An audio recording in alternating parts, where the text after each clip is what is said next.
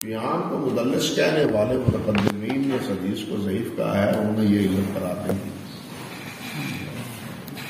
کسی نے بھی نہیں دی۔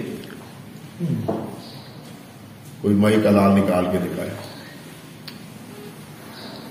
کہ سفیان ثوری کی تدلیس کی وجہ سے اس حدیث کو کیا کہا ہے؟ ضعیف۔ حیرانی کی بات یہ ہے کہ حسن سے لغیر ہی کی تعریف پر وہ معترض ہوتے ہیں دوسرے ائمہ پر اور ابن حزم کی موافقت کرتے ہیں۔ ابن حزم اس روایت کو صحیح کہتے ہیں اور یہ اس کو ضعیف کہتے ہیں۔ کیوں؟ ابن حزم اس کو صحیح کہتے ہیں، اس روایت کو عبداللہ بن مسعود کی روایت یہ ضعیف کہتے ہیں۔ بھائی عبداللہ بن مسعود کی روایت کے شواہد تو ہیں، مطابق نہیں ہے تو شواہد تو ہیں، اگرچہ وہ بھی اسی درجے کے ضعیف ہیں کچھ۔ تو ابن حزم جب صحیح کہتے ہیں، آپ نے اصول ان کا مانا حسن، وہ تو حسن غیر ہی بھی نہیں مانتے ابن حزم، وہ تو صحیح مانتے ہیں اور اس کو صحیح کہتے ہیں، مگر وہ تدلیس کا ذکر خاطر میں نہیں لاتے۔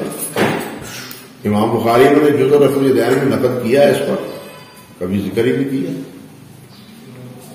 سب سے پہلے ہمارے مولانا مبارک پوری نے یہ کہا ہے کہ نیوی نے امام سفیان ثوری کو مدلس کہا، سمجھے نا، انہوں نے مدلس کہا نیوی نے۔ تو ہم نیوی سے پوچھتے ہیں کہ ابن مسعود کی رضی اللہ تعالیٰ عنہ کی یہ روایت بھی سفیان ثوری کی مانند ہے، یہ اس کو الزامی جواب دیا ہے مولانا مبارک پوری نے، یہ بات نہیں۔ لیکن باقی جتنے ہیں متقدمین وہ اس روایت کو کیا کہتے ہیں؟ ضعیف کہتے ہیں۔ کیوں ضعیف کہتے ہیں؟ سفیان کی تدلیس کی وجہ سے نہیں، دوسری علت کی وجہ سے۔